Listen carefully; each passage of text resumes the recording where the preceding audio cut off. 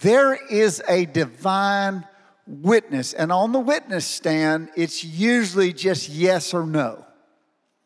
The judge say, just answer the question, yes or no.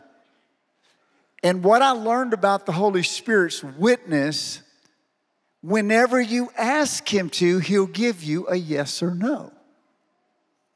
Now for me, Pastor James, I've figured out that 90% of my guidance is just yes or no.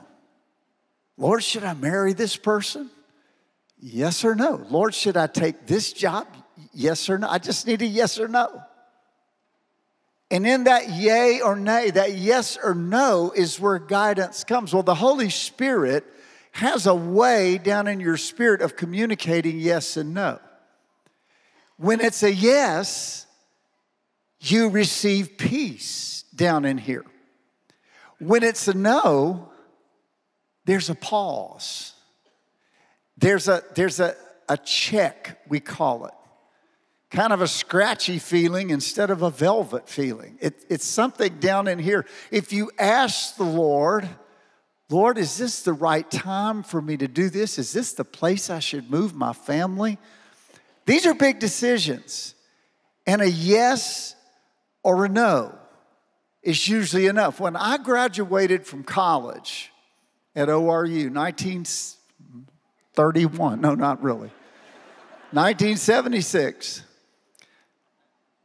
I remember my plan was to go to Africa as a missionary, and I left the graduation that day. So glad I had my diploma. You know, some people graduated summa cum laude. I graduated laude, come get me. That's what and I left, and I was so excited, and I went by the chaplain's office, and I stuck my head in just to tell them all bye. And a guy was on the phone, Gary McIntosh, and he put his hand over the receiver as I walked in. He said, Larry, would you like to lead a singing group this summer from ORU and be their minister, their preacher? Now, I had plans to leave for Africa a month later. But the moment the man said that to me, a peace came in my spirit. Not up here. My mind said, you're crazy. But in my spirit, there was a peace, and I heard myself say, yes, I'll do that.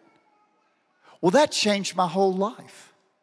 I ended up being hired by the school as their associate chaplain. Then I had met my wife there, and she came, and then we ended up getting married. You just have no idea. And I like that verse, the steps of a good man are ordered of the Lord. But we could also say the steps and the stops of a good man are ordered of the Lord. It's that inward witness. And let me tell you guys, don't go beyond that witness. It don't matter how good it looks.